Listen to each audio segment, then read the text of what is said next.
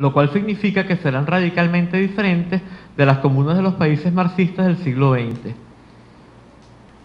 De entrada, en la agricultura se dejaría de emplear organismos modificados genéticamente, los cuales, entre otras cosas, son muy a menudo cancerígenos, en cuanto están programados, bien sea para producir venenos contra las llamadas plagas, bien sea para resistir mayores dosis de omnicidas, cuyos residuos impregnan los alimentos, ¿verdad? Y que son susceptibles de contaminar por polinización al resto de los miembros de su especie, a raíz de lo cual ésta en su totalidad se volvería cancerígena y la uniformidad genética resultante permitiría que una plaga a la que fuese vulnerable la variedad sobreviviente la exterminara totalmente. La impostergable transición al cultivo orgánico se iniciaría con la preparación conservacionista de los campos y la incorporación de cultivos de cobertura y absorbedores de nitrato en el ciclo de rotación, para luego poder prescindir de fertilizantes y plaguicidas químicos. En la producción cárnica se eliminarían las formas intensivas de producción que someten a los animales a modos de vida perversos y los tratan con hormonas y antibióticos de manera rutinaria, perjudicando tanto su salud como la de quienes comen su carne. Del mismo modo, se dejaría de emplear grandes cantidades de proteína de soja o soya, no sé cómo se dice en Ecuador, y de otras fuentes de proteína aptas para el consumo humano en la producción de pequeñas cantidades de proteína animal. Aquí se hace referencia a las obras de Francis Morlapé, las de Morlapé y Collins y Joseph Collins, y las de Morlapé, Collins y Rosette junto con Esparza, ¿no? Ellos estudiaron esto de cómo en la producción cárnica se les dan a los animales enormes cantidades de proteína vegetal que se transforman en pequeñísimas cantidades de proteína animal que se la comen los más ricos y comen tanto de esto que se enferman del corazón, de cáncer y de toda clase de enfermedades, mientras el resto de la humanidad pasa hambre porque no tiene proteína que comer, ¿verdad? Una cosa totalmente absurda y perversa, lo cual dejaría suficiente proteína para todos, aunque reduciría la cantidad de carne disponible per cápita en los países más derrochadores.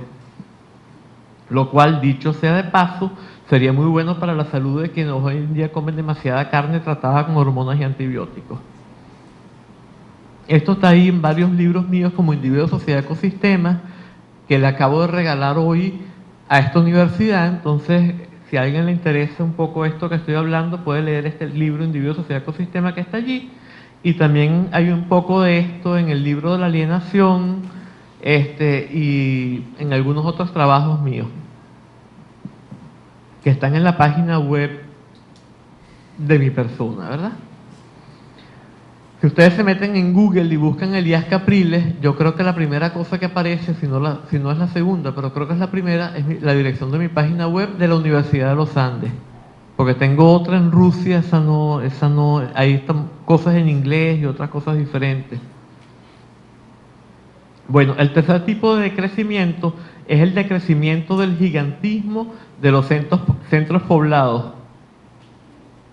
En la década de 1980, estudios soviéticos realizados desde satélites artificiales revelaron que las grandes ciudades son como tumores en el organismo mundo, o sea, en Gaia, que deben ser extirpados si dicho organismo ha de sobrevivir, por lo cual el decrecimiento que nos concierne es comparable a una reducción gradual del tamaño de múltiples tumores en un enfermo hasta su final desaparición.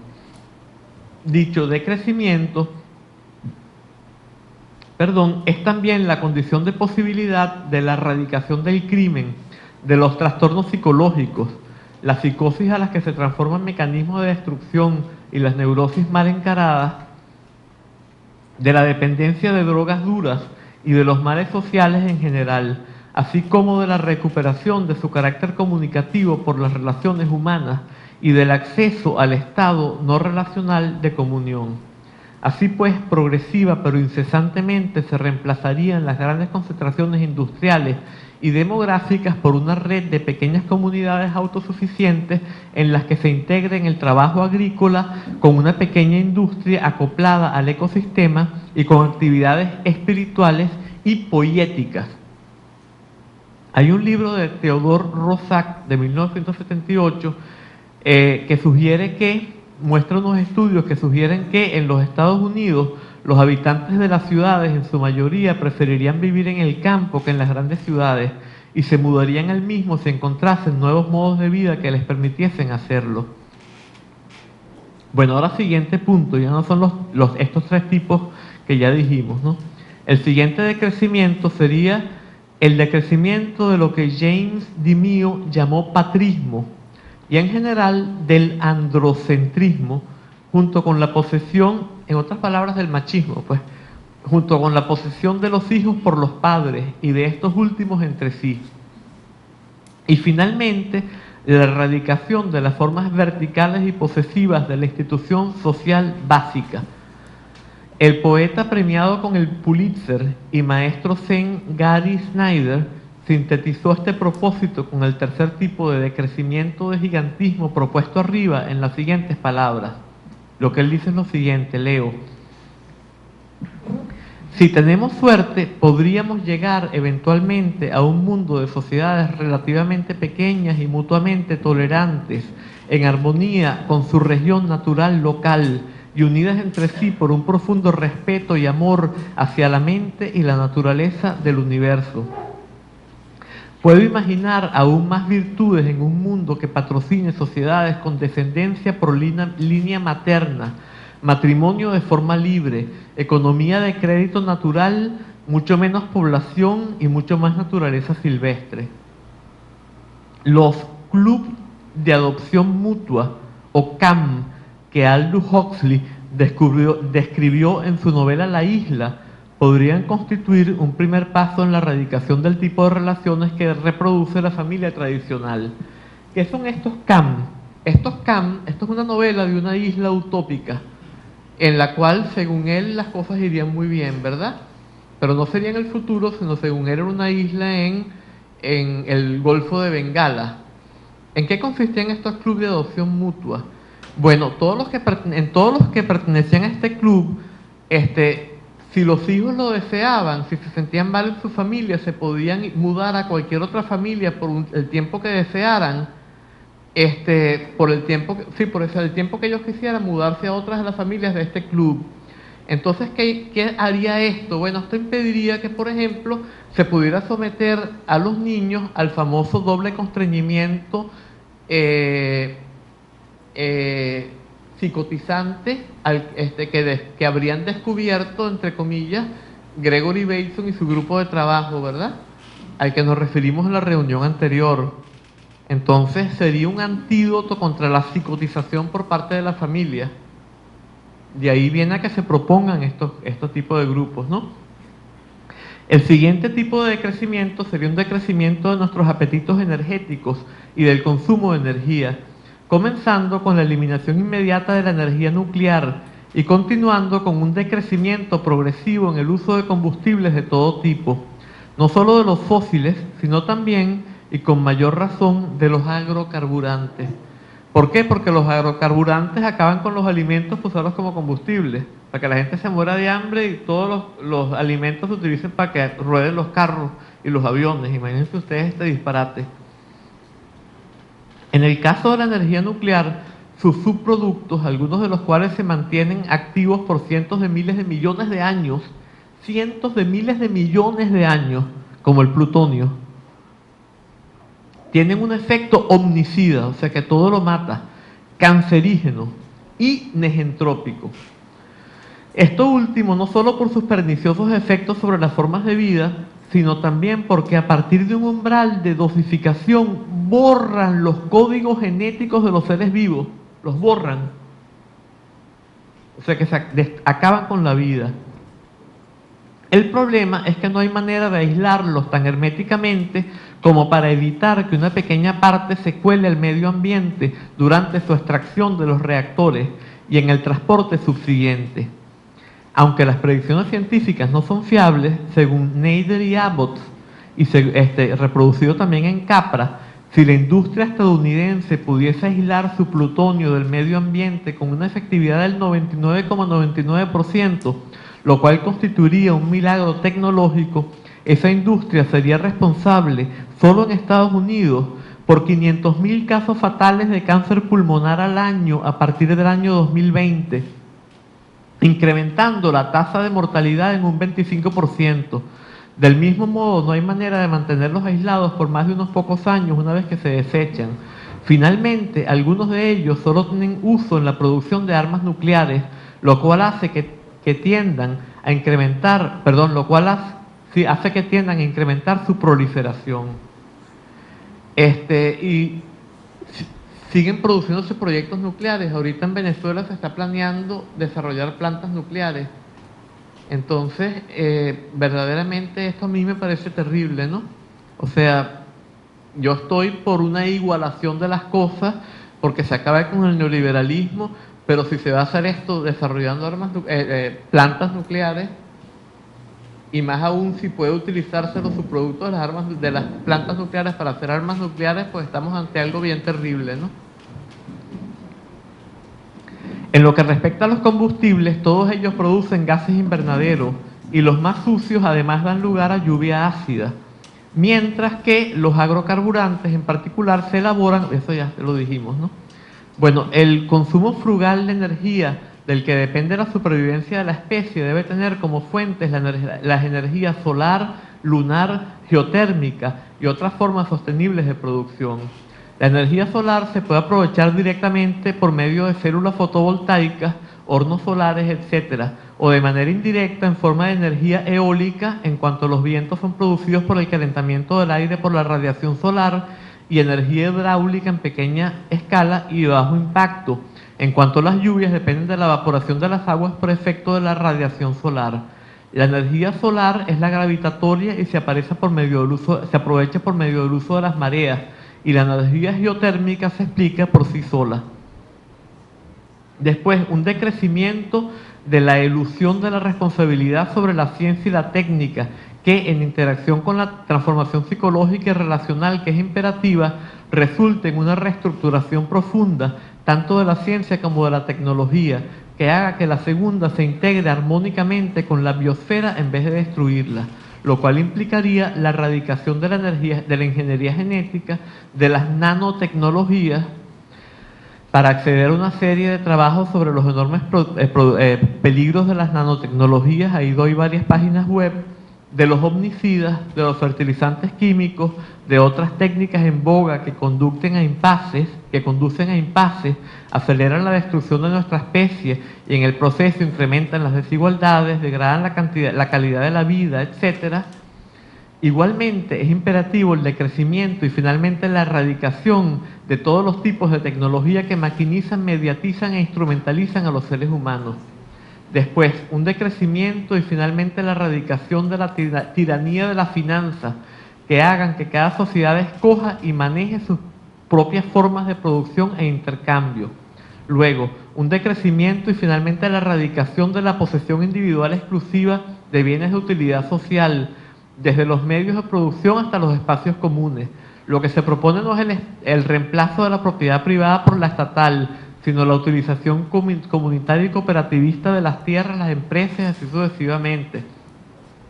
Un decrecimiento radical del transporte de mercaderías a través del planeta, logrado por medio del consumo de productos producidos localmente. ¿Dónde venden tés chinos? Que contraste con la economía de mercado capitalista, pero que en vez de constituir una economía planificada centralmente, sea una economía de los mercados, fundamentada en pequeñas entidades económicas. Un decrecimiento de la velocidad, ya que en las sociedades actuales la aceleración genera cada vez más exclusión entre nosotros, al tiempo que incrementa la ya insostenible contaminación, la maquinización de los seres humanos y el ritmo del tiempo que ha hecho que la vida sea cada vez más fugaz. Hay que hacer innecesarios los trenes de alta velocidad y cada vez menos necesarios los aviones, y finalmente eliminar la forma de vida que depende del automóvil, que se ha hecho insostenible. Un decrecimiento de la producción y el consumo masivo de productos culturales que haga posible que todos y cada uno de nosotros sea partícipe en la creación cultural y por medio de ella en la producción de la cultura. Como ya se señaló, esto implicaría la eliminación de la profesión de creador de contenidos culturales. Claro, siempre habría al principio más gente que tendría más creatividad que otras. Un decrecimiento de las horas que se dedican semanalmente al trabajo, que comience con la ampliación gradual de los tiempos de descanso comunes, como lo es actualmente el domingo en Occidente, y que a la larga llega a reducir el trabajo diario, idealmente a los niveles del Paleolítico e incluso niveles menores. Tal como en el caso de la reducción de los niveles de consumo, la condición de posibilidad de esta reducción es la generalización del acceso al estado de comunión por los medios y de los medios tradicionales, por ejemplo, tántricos, que pueden resultar en experiencias de placer total. Estamos terminando. Un decrecimiento del dominio del poder económico sobre los medios de difusión de masas, la Internet y así sucesivamente, y una transformación de los modos de vida que haga posible el decrecimiento de los medios en cuestión, permitiéndonos vivir libres de la adicción a la televisión y a los aspectos alienantes de otros medios. Mientras tanto, bueno, así se sigue sucesivamente el manejo por las bases de los medios de difusión en tanto que subsistan, pero que luego terminen eliminándose. Después el decrecimiento y la rápida eliminación de la publicidad, que nos hace atiborrarnos de posesiones y nos hace sentirnos frustrados por no poder costearnos lo que se nos presenta como condición de posibilidad de la felicidad y la satisfacción. Después un decrecimiento progresivo pero radical de la representación de los ciudadanos por parte de los políticos de oficio, que comprenda una transición de la democracia representativa a la democracia participativa y de esta a la democracia directa. Democracia directa no quiere decir hacer referendos, quiere decir que las decisiones se toman entre todos, lo cual es posible solamente si vivimos en pequeñas comunidades, porque ¿cómo puede, por ejemplo, Guayaquil decidir todos los ciudadanos los que van a hacer? Sería una charla de gallinas en la cual nadie oiría a nadie, ¿verdad? Entonces implica este decrecimiento de los sitios de vida. Esto debe ir, bueno, y finalmente, ¿ya va? Bueno, exacto. Y finalmente se pueden eliminar los sistemas de gobierno coercitivos externos al individuo. Esto debe ir de la mano con la revolución cultural y sobre todo psicológico-espiritual, que para comenzar haría que todos estemos conscientes de cuáles son nuestras verdaderas necesidades y de qué es lo mejor para nosotros mismos, nuestra comunidad, nuestra región, nuestro continente y nuestro planeta, y que finalmente erradicaría las fuentes de la injusticia, de la opresión, de la explotación y de todo lo dañino. Del mismo modo, ello deberá ir de la mano con el reconocimiento de la sabiduría de los más sabios y de la aceptación de una influencia por parte de estos que, lejos de ser impositiva, tenga carácter horizontal. En pocas palabras, es imperativo lograr una democratización genuina y radical, sin que ello implique cerrarse a la influencia de los más sabios. Y con esto terminamos con lo que viene aquí. Un decrecimiento de los ámbitos regulados legalmente y de las regulaciones legales que contienen normas a ser implementadas coercitivamente, que debe ir de la mano con el decrecimiento de la alienación en todas sus variedades, en cuanto sería esto último lo que lo haría posible. Considérense los siguientes pasajes de los capítulos 38, 18, 19, 57, 58 y 65 de la versión regular del Tao Te Ching de Lao Tse. Y esto es el final de la lectura. Es un pedacito pequeñito acá. Luego de haberse ocultado el Tao, su virtud intrínseca estaba todavía activa. Habiéndose perdido su virtud intrínseca, el amor benévolo lo reemplazó. Habiéndose perdido el amor benévolo, se recurrió al deber y la justicia. Habiéndose perdido la justicia, se puso en su lugar el ritual. El ritual es la fuerza que reprime la compasión y la honestidad, y es la fuente del desorden y los disturbios. La inteligencia previsiva y la ciencia son la flor del Tao, pero también el comienzo de la locura y la insensatez. Cuando el Tao se ocultó, surgieron la caridad y la justicia. La inteligencia, el conocimiento y el ingenio dieron lugar a grandes falsificaciones. La discordia entre los 6 tipos de parientes dio lugar a la piedad filial y al amor paternal. La oscuridad y el desorden en el reino resultaron en la invención de la lealtad del súbdito. Si descartamos el conocimiento y el ingenio, la gente obtendrá beneficios inconmensurables. Si descartamos el deber y la justicia, surgirán relaciones armónicas. Si descartamos la industriosidad, el artificio, el lujo y la ganancia, desaparecerán el desperdicio y el robo. Esto solo puede lograrse por medio de la desocultación de lo simple, natural e inalterado y el abrazo del tronco no trozado de nuestra condición original. Mientras más prohibiciones y moralidad hay, más afecta la pobreza al pueblo.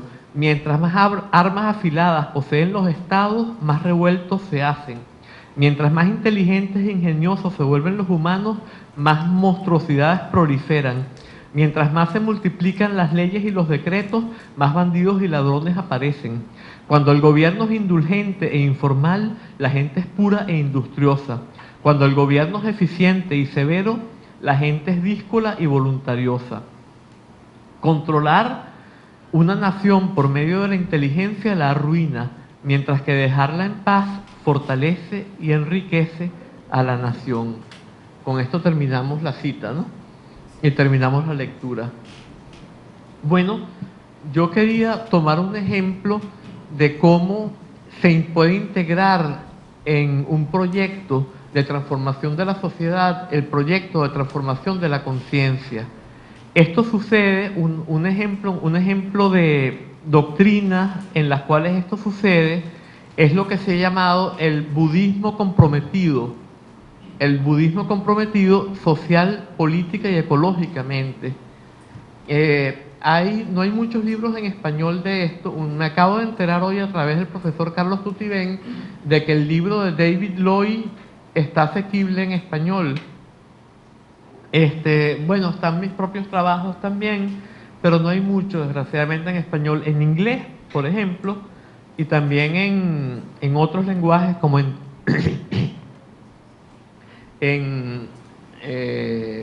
singalés. A lo mejor no sabe mucha gente aquí lo que es el singalés.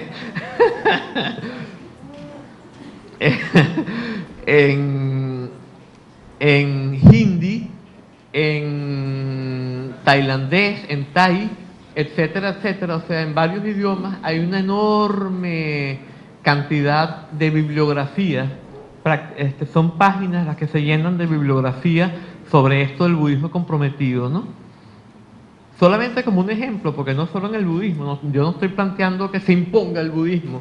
Yo particularmente reconozco públicamente, practico el budismo y estoy dictando también un curso de budismo en un centro budista que hay aquí en Guayaquil, ¿no? Pero bien sea el taoísmo comprometido social y económicamente, bien sean las tradiciones cristianas místicas comprometidas social y económicamente, etcétera, etcétera, no abogo por la imposición de una religión ni mucho menos. Con esto entonces terminaríamos un poco antes de que se acabe la hora la exposición para que quede tiempo suficiente para las preguntas y respuestas o la interacción. Preguntas y respuestas de la interacción, la idea de que yo soy el que tiene que responder, o sea, más bien para que haya diálogo e intercambio. A ver, usted habló sobre el lenguaje el día lunes. El lenguaje con sus tiempos y modos verbales refuerza el proyecto de mente nacido de la racionalidad o la inconsciencia. ¿De la racionalidad qué? O la inconsciencia. ¿Cómo aplicar los métodos de desalienación con el lenguaje? ¿Y cuál sería cómo sería un lenguaje ecocomunista? yo no plantearía que el lenguaje tiene que cambiar. El lenguaje cambiaría por sí solo, pero esto es un poco como cuando hablamos de lo políticamente correcto.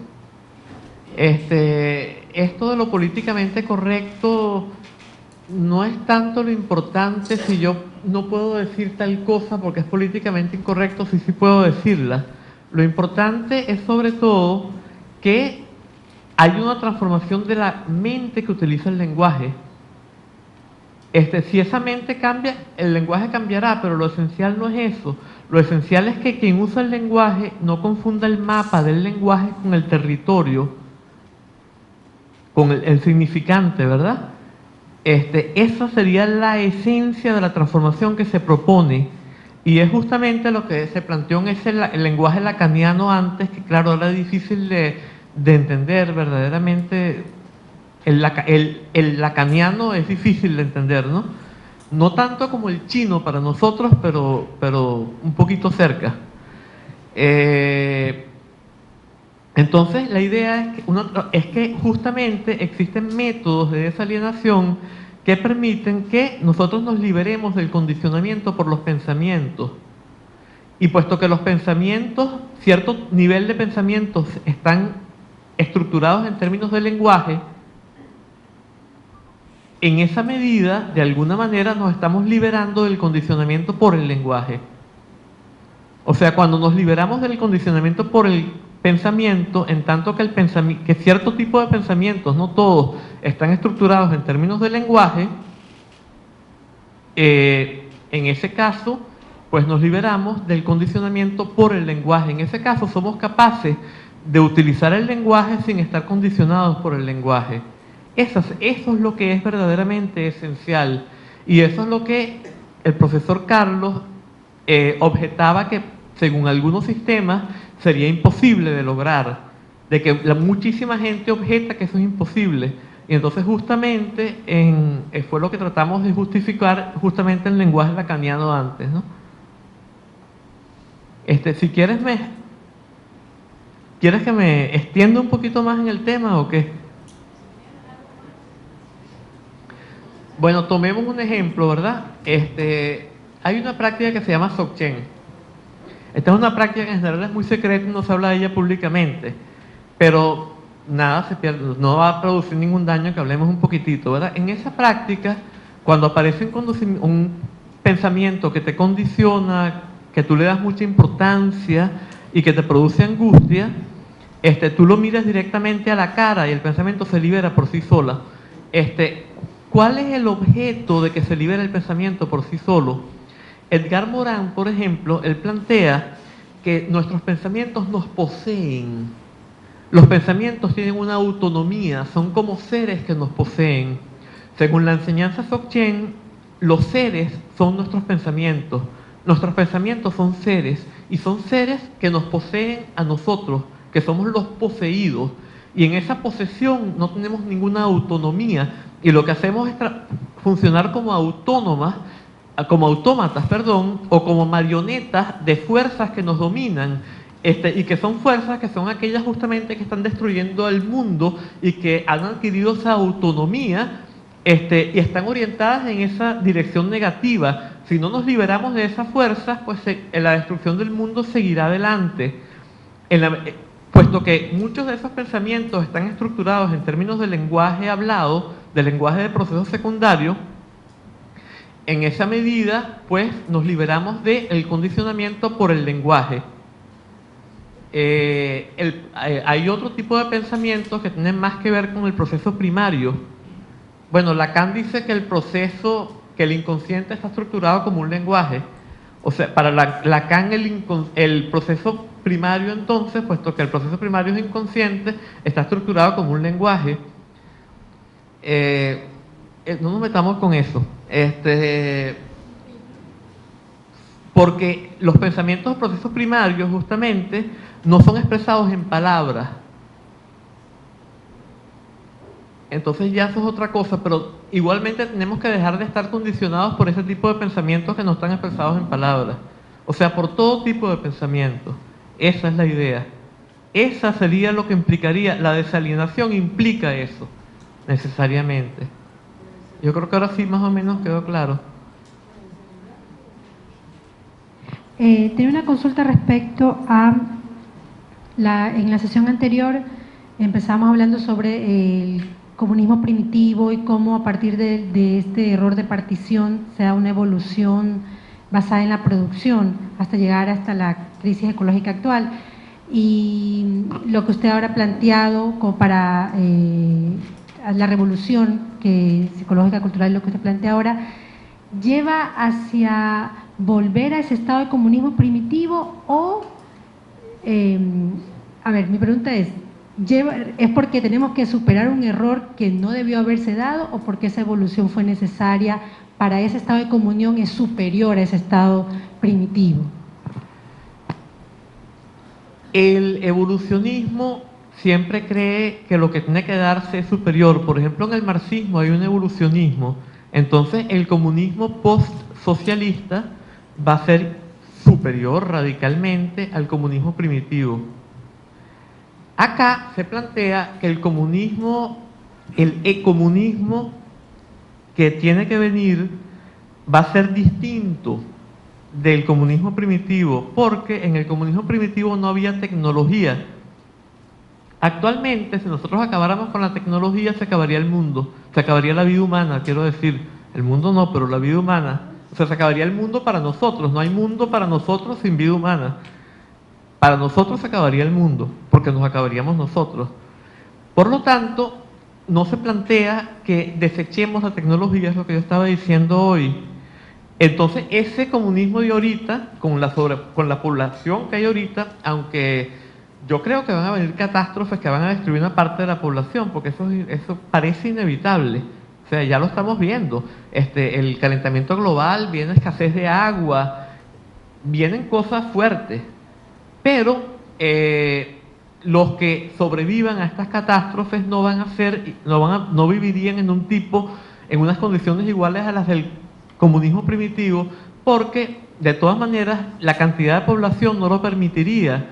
Se requeriría una tecnología que permita que esa cantidad de gente viva en condiciones que serían análogas en la medida en que no implicarían un trabajo obligatorio que se sienta como un peso, como algo que uno tiene que realizar en contra de su voluntad. Habría una analogía enorme con el comunismo primitivo, pero sería cualitativamente diferente del comunismo primitivo. Lo único que tendría en común sería la generalización del estado de comunión. Eso sería lo que sería común y sería lo que permite que ambos sean comunismos o ecomunismos. Comunión, comunismo. No puede haber comunismo sin comunión. Entonces estuvo de más el error y todo lo que vivimos. ¿Perdón? Estuvo de más el error y todo lo que vivimos. No estuvo de más. Por ejemplo, recordemos lo que dice Heráclito: al logos le gusta esconderse. Recordemos lo que dijimos del lila, que es el juego cósmico, mediante el cual la cognitividad universal se pierde a sí misma, o sea, olvida lo que ella es, creyendo ser una conciencia individual en cada uno de nosotros, un alma individual, y luego redescubrirse. Esa es la sal de la vida. Ese proceso de perderse y redescubrirse es la sal de la vida. Y tal como ocurre en el nivel individual, en el cual el bebé se va haciendo cada vez más alienado a medida que va creciendo, y nos hacemos adultos totalmente alienados, y luego podemos desalienarnos mediante el proceso de desalienación individual, y nos vamos haciendo entonces cada vez más plenos. La vida se va haciendo cada vez más plena para nosotros y cada vez más satisfactoria y cada vez más intensa. De la misma manera sucedería lo mismo pero eso no implica una mejora, solamente implica un juego que es ineluctable, pero no implica que haya una mejora, pero tampoco que haya un empeoramiento. No implica que fue malo lo que fue, era necesario. Esa es la visión que yo tengo, ¿no? ¿Alguien más?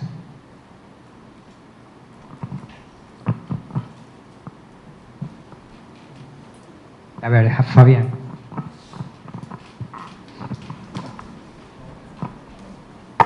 Yo he escrito una cosa a partir de lo que usted ha dicho y tengo una duda a partir de una afirmación marxista. La vida social se define por la continuidad, decía Marx, y en cambio el transcurso histórico por las rupturas. Se trata de rupturas históricas siempre limitadas en sus efectos, ¿no? Apenas un punto de inflexión, pero que representan de alguna manera un cambio. Y cuando se habla de esto siempre se hace alusión a los tumbos políticos, y es también este estatuto en que se ha trillado el término revolución, revolución esto, revolución aquello. Pero lo que usted plantea hoy, con su llamado a una revolución de la conciencia, es que el estado de comunión al que ha hecho referencia permite atacar más bien ese fondo social remoto y continuo al que se refiere Marx, en el sentido de que, como ha dicho, algo que permita subvertir los cimientos del ego occidental, las nociones convencionales de lo que es educar, la verticalidad del poder, que son cultivadas siempre desde el seno familiar y con una fuerte connotación religiosa, etcétera, etcétera. Usted ha dado algunos ejemplos en la reunión pasada, que son producto de la investigación antropológica de que las nociones sociales íntimas cambian con el sesgo cultural, pero la convención cultural dominante, hegemónica, que es la occidental, no está realmente dispuesta, más allá de un discurso ecológico y democrático intermitente, a poner en entredicho ninguna de sus alienaciones sociales continuas. Decir apenas, por ejemplo, que eso que Foucault ya sabía, de que la universidad no educa, sino que deseduca, que es un espacio coercitivo y de preservación de un status quo, o bueno, es una afirmación que causa todavía escozor y que causa extrañeza.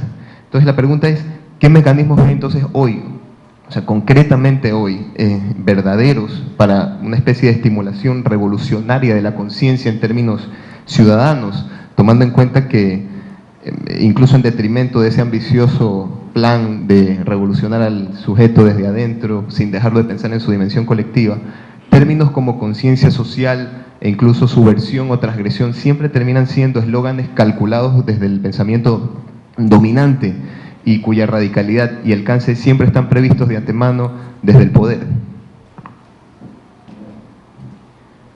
O sea, yo estoy bastante de acuerdo con lo que tú has dicho. Ahora yo quiero, ¿qué es lo que tú quieres que puedo, o sea, hoy en día, ¿cómo se puede articular esta posibilidad, siendo que en el proceso lo más factible o lo que ocurre es que estas nociones de subversión de los estamentos establecidos van a terminar siendo secuestrados por un poder que calcula los efectos de estas posibilidades ya de antemano y no vemos, digamos, una predisposición social de poner en entredicho estas, digamos, matrices alienantes que son con las que vivimos y con las que convivimos? Entonces, ¿cómo hoy qué se puede hacer? Porque es como contrarreloj la lucha. Sí, bueno, yo pienso, digamos, yo hago lo que yo siento que yo puedo hacer, ¿verdad? Lo que yo siento que yo puedo hacer es decir todo lo que estoy diciendo y escribir todo lo que estoy escribiendo, para empezar. Y yo creo que, estaba diciendo hoy, que yo creo que la situación actual, el hecho de que la crisis llega a un extremo en el cual se hace patente que por sus efectos que va a destruirnos, que eso mismo en sí va a generar una respuesta que es la que esos mecanismos hacen imposible hoy en día. Pero claro que por sí sola no va a pasar, sino es catalizada por un discurso de las personas que están conscientes de cómo son las cosas en este sentido, de cómo se da esto, de cómo se dan esos mecanismos que tú mismo estás diciendo, y lo hacen patente y lo explican, que es lo que yo estoy tratando de hacer. No pretendo tener el monopolio de eso, ni que mi perspectiva sea la única. Creo que tiene que haber una generación de múltiples perspectivas que se complementen y cuya interacción ayude a catalizar ese proceso, de modo que sí surja ese deseo que expresamos con esa frase del libro de Amos en la reunión de anteayer, que ¿recuerdas lo del hambre que no sería de pan y la sed que no sería de agua, etcétera? Catalizaría el surgir de esa necesidad que sería dada por la crisis misma, por el extremo de la crisis misma, en los términos estos que planteamos hoy. En ese sentido yo entonces tendría otra pregunta, que es decir, este momento crítico no ha llegado O usted ha dicho en la reunión pasada que no pertenece a un grupo homogéneo de pensadores que tengan una especie de tesis común, absoluta, pero que hay una gente trabajando o articulada en torno a este trabajo que un poco, usted dijo que se sitúan al margen de un clientelismo científico y que tratan de dejar en claro que el cambio resulta necesario si es que en los términos etnoecológicos deseados se quiere sobrevivir. Pero, por ejemplo, solo un ejemplo, ¿qué tanto impacto tienen estas instancias de opinión y de construcción crítica en las dimensiones de toma de decisiones a gran escala? O sea, considerando, por ejemplo, que los últimos líderes políticos del G20 que se han reunido y que hablan de ecología todo el tiempo son más bien muñecos ventrílocos de este complejo industrial capitalista contaminante. Entonces, por ejemplo, usted hablaba de Venezuela. ¿Usted conoce algún caso o usted mismo ha sido invitado por instancias oficiales, entre comillas, a un debate serio, un investigador serio, a trabajar estos temas ecológicos en instancias oficiales que supuestamente se asumen con la responsabilidad de hacerlo, pero que al mismo tiempo son voceros o representantes de un gobierno que trata de instaurar un programa nuclear? Entonces, ¿qué tanta tensión se puede generar? Sí, bueno, hay muchos elementos allí, ¿no? Lo primerito sería lo de los grupos, ¿verdad? Por ejemplo, hay distintos tipos de grupos. Por un lado está lo que yo hablé ahorita de el budismo comprometido. Ese sería un grupo que tiene está totalmente consciente de que es indispensable que la revolución se haga en los dos planos. Que en un solo plano la revolución está condenada al fracaso. Ese sería un grupo, ¿verdad? Habría otro grupo, vamos a contestar por partes, porque como es amplio no puedo abarcar todo al mismo tiempo. Sí.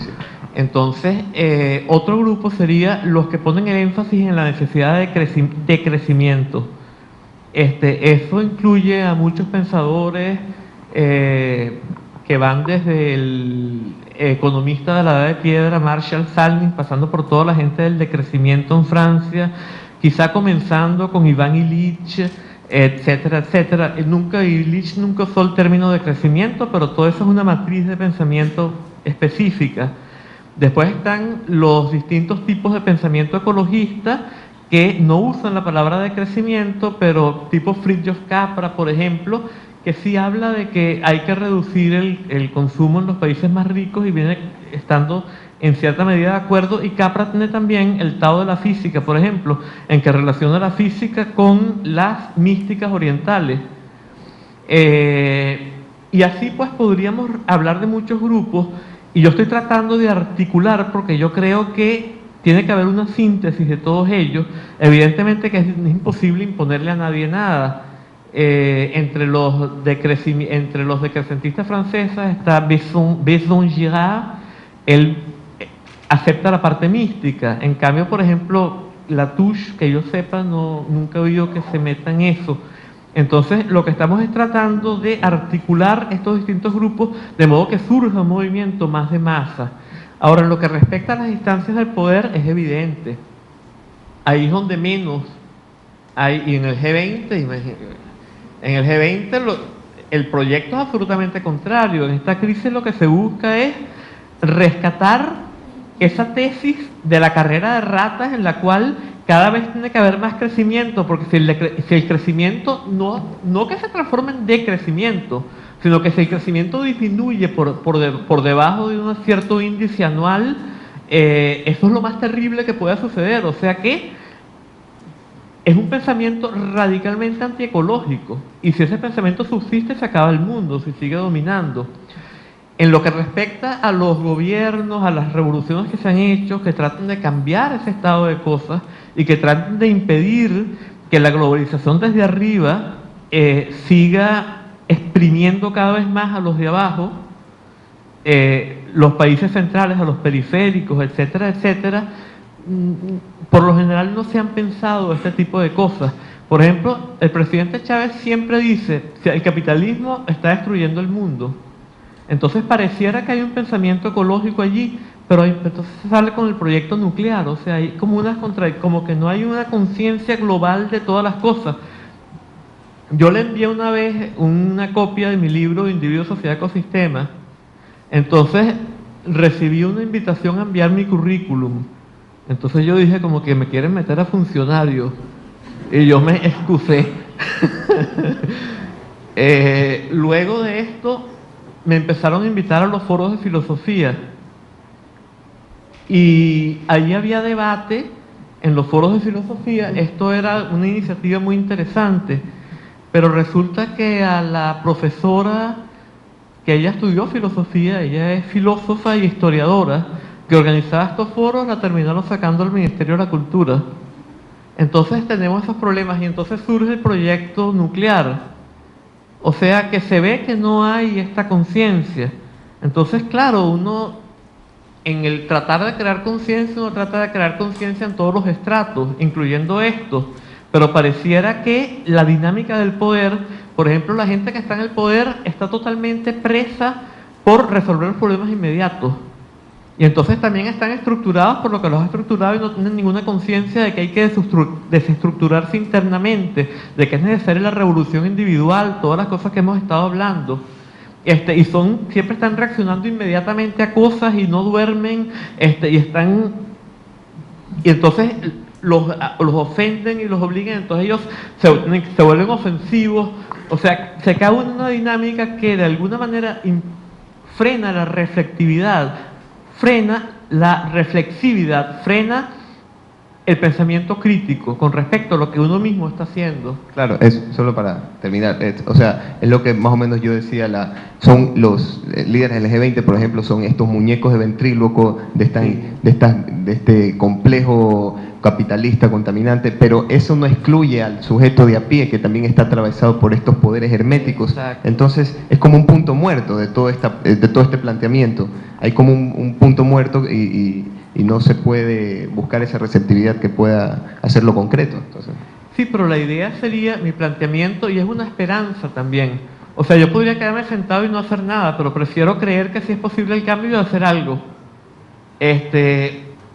Y bueno, eso es lo que estoy haciendo. Y yo creo que sí, porque evidentemente que meter profecías en estas cosas es absurdo porque no es científico. Estamos en una universidad, en las universidades no se habla de profecías.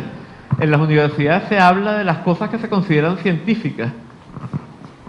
Ahí tenemos un problema. Pero hay muchas profecías que vienen de mucho tiempo atrás, que hablaban de un momento como este y plantean que es justamente el momento que precede a la regeneración. Entonces uno piensa, pues, si el tiempo y el espacio no existen, porque el tiempo y el espacio son dimensiones, y según el paradigma holográfico hay un nivel de la realidad en el cual no existe la dimensionalidad y todo está conectado los distintos lugares del espacio de aquí a aquí, y lo mismo sucedería entonces con los distintos momentos del tiempo. Entonces, ¿quién sabe si todo esto augure que sí va a suceder este tipo de cambio que estamos tratando de que suceda, que estamos esperando, que estamos deseando y que estamos tratando de promover? Yo prefiero apostar a eso y trabajar por eso que quedarme de brazos cruzados.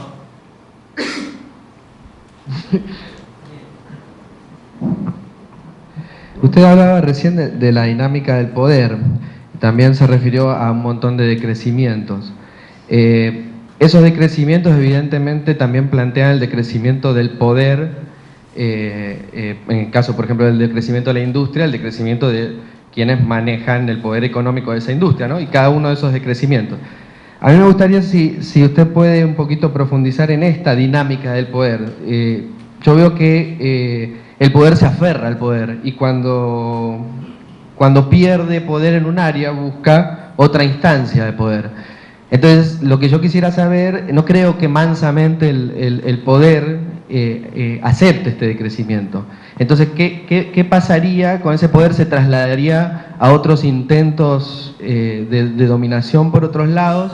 ¿O qué pasaría? ¿O realmente los que van a imponer eso es la gente les va a imponer el decrecimiento y van a tener que aceptarlo? ¿Cómo se va a dar? Bueno, yo aspiro, yo no soy profeta, pero yo aspiro a que la gente les imponga el decrecimiento. Aspiro a eso. Y evidentemente que es posible que haya una reacción violenta en contra, pero si es inevitable, ¿qué podemos hacer? O sea, de todas maneras tenemos que promoverla pase lo que pase, porque de otra manera se va a acabar el mundo. Entonces, sí, yo pienso que sí, evidentemente.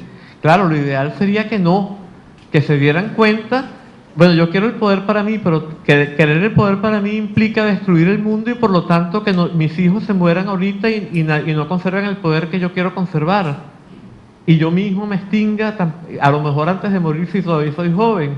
Entonces, eso, lo ideal sería eso, que aceptaran el cambio, pero si no lo aceptan y quieren oponerse a ese cambio por medios violentos, pues ahí va a pasar algo, va a haber un momento de lucha, pues que de alguna manera, si eso sucediera, sería inevitable. Eso está en una profecía tibetana que es la profecía de Gesar de Ling. Ahí, ella aparece en un libro que se llama La vida sobrehumana de Gesar de Ling, traducido por, preparado. Ella recopiló la epopeya oral hace muchos años, hace muchas décadas, a comienzos del siglo XX, y la publicó junto con un hijo adoptivo de ella que se llama el Lama Yongden. Entonces ahí está un poco todo este tipo de predicciones, ¿no?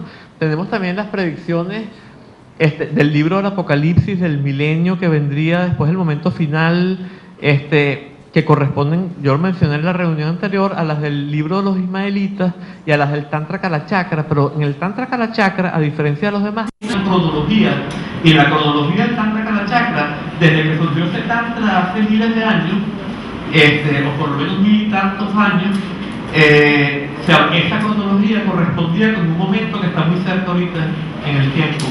El número de años, o sea, están las predicciones allí con años. Y ya se planteaba que era el momento de las guerras finales, el momento del conflicto final, etcétera, etcétera. ¿Y ese poder no se va a trasladar a otras áreas de poder?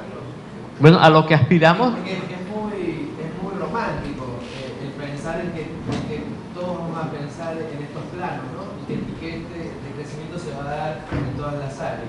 Digo, ¿ese poder no se va a trasladar a otras áreas? Bueno, pues yo aspiro a que no se traslade a otras áreas, sino que si hay un intento del poder de sostenerse, se le impida sostenerse, en vez de permitir que se traslade a otras áreas. Esa es mi idea. Y yo creo que si esa transformación implica la transformación de la conciencia, tendría que ser así. O sea, si se desarma el poder interno, ya no hay un poder que pueda trasladarse a otras áreas. Y si aquellos que se aferran al poder, no porque alguien los destruya, sino porque ese mismo aferrarse al poder haga que ellos se destruyan a sí mismos, pues entonces ya no quedaría un poder que se pueda trasladar a otras áreas, por así decir. Como digo, no soy profeta, yo no sé lo que va a pasar. Me llamo Elías, sí, pero...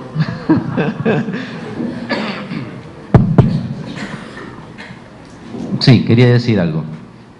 Esta última parte me parece que es un giro un tanto inesperado. ¿Sí? La reaparición de la imposición en el último momento.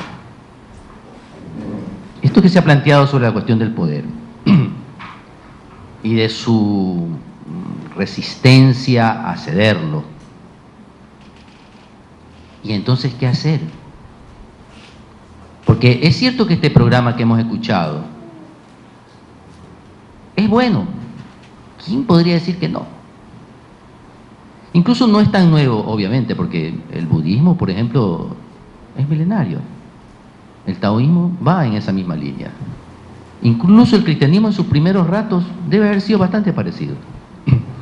Y a través del tiempo siempre ha habido mentalidades que han dicho, esto es demasiado. O sea, hay mucha angurrientería, demasiada gula. ¿Por qué somos tan excesivos? Deberíamos ser más ecuánimes. Ha habido siempre posturas semejantes. Pero lo que quería decir era que esta idea de cómo lograr la cosa finalmente llega con esta apreciación de que ¿qué tal si se los imponemos de todas maneras? Es decir, el poder está allí, ellos se aferran, ¿qué le vamos a hacer? Tenemos que imponer el nuevo orden, el comunismo, este igualitarismo. Pero es un poco, ¿qué puedo decir? Paradójico. que finalmente la violencia vuelve a resurgir con las mejores intenciones, que siempre ha sido así un poco, ¿sí? Es nada más que ponerse de qué lado para que uno diga, bien, había que hacerlo así, pues no quedaba más remedio. Los unos porque quieren defender lo que creen que hay que defender a toda costa, y los otros porque quieren imponer un nuevo sistema que creen que hay que imponerlo porque si no todo está fregado. Entonces, esto es lo que me parece que se llega repentinamente a un punto cerrado, una especie de callejón sin salida para la solución colectiva. Es decir, cuando se quiere cambiar al mundo, hay que obligar a unos cuantos a bajarse del pedestal, y eso solamente se lo puede hacer a la fuerza. ¿Quién me podrá decir que después de eso, estos que han impuesto el ecumenismo no van a aprovechar de la posición alcanzada? Eso no se ha visto nunca. Nunca se ha visto que los revolucionarios que acceden al poder después lo ceden para todo el mundo en nombre de quienes actuaron. Eso no se ha visto. Entonces yo lo que me planteo es lo siguiente: en lo colectivo es presuponer demasiado, pero no en lo individual. En ese punto estoy de acuerdo con la exposición y con la postura planteada acá. Esperar de los demás es una apuesta, que el mundo cambie, que la gente se concientice, ¿por qué no? Algo quizás en unos cuantos años o yo qué sé cuánto. Pero la posición individual sí es una cosa que puede ser decidida de otra manera.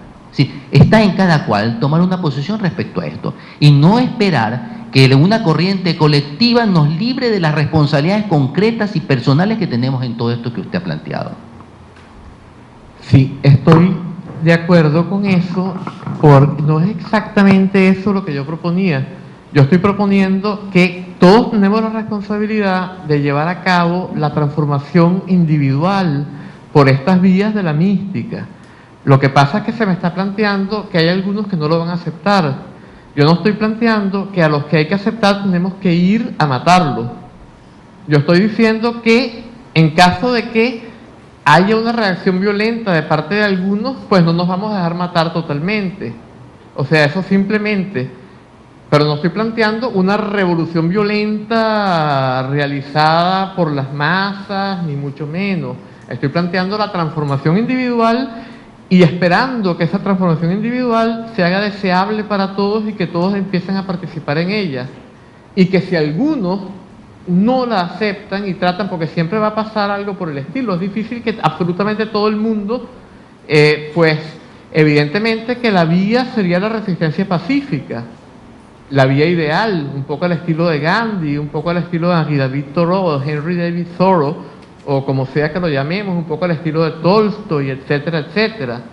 Pero tampoco quiere decir que si de repente estamos todos nosotros aquí, que estamos de acuerdo con el cambio, y viene alguien por allá con una cuestión a tratar de agarrarnos, con una ametralladora a matarnos a todos, no vaya a venir alguien que los sujete y le quite la ametralladora, y eso es una acción violenta, lo cual no es exactamente lo mismo que llevar a cabo la Revolución de Octubre. Entonces vamos a ver si tratamos de precisar, porque uno habla y al hablar pues reacciona ante distintas cosas que ha dicho alguien, y es muy fácil que en las cosas que uno dijo, en el momento como una reacción rápida, de repente uno no dice exactamente lo que, de manera tan clara lo que está diciendo, y entonces uno adelanta, este está queriendo decir esto. No es eso lo que yo estoy planteando, ¿no? Entonces yo creo que básicamente estamos de acuerdo. Elías, en esta misma línea de reflexión que comenzó con las preguntas de Fabián, el comentario de Antonio, yo creo que lo primero, y esto no lo planteo como un deber ser, sino como una consecuencia lógica de los estados de despertar, lo primero que se abandona es la idea de cambio, en el sentido de ese cambio total y colectivo para la sociedad. Yo creo que eso es la causa de la perversión de los proyectos políticos. ¿Ya? Tienen que cambiar todos, si no cambian todos, no cambia ninguno. Es decir, abandonar la idea de cambio social, total, como queramos llamarlo, es de rigor. Hay que abandonar la idea de cambio por el imperativo perverso que implica de imposición a los demás. Quiero decir, cambio en el cambio social global, ¿verdad? Primera cosa. Segunda, y esto también es paradójico, donde está perfeccionado el sistema no es en el consorcio industrial militar. Donde está perfeccionado el sistema es en los pesimistas. Son los pesimistas los que tienen una fe ciega en que las cosas no cambian. Por lo tanto, aceptan el estado actual de la lógica que produce el estado de cosas reinantes. En el pesimismo está perfeccionado el sistema. Entonces, hay que evitar las dos cosas, ni esperanza de cambio y al mismo tiempo no caer en el otro extremo, nada se puede hacer. Porque ambos son hijos de la misma dialéctica dualista. Si partimos en cambio de esta revolución interior, aunque la palabra revolución a mí tampoco me gusta, pero nos entendemos más o menos, ¿verdad?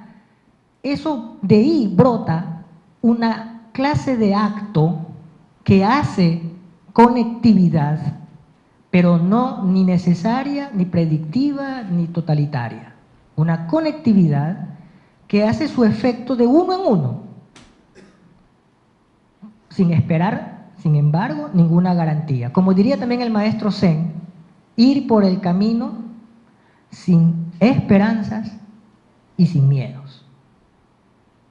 Lo cual nos borra completamente de la mente las viejas matrices modernas de la relación individuo-colectividad de un modo absolutistas.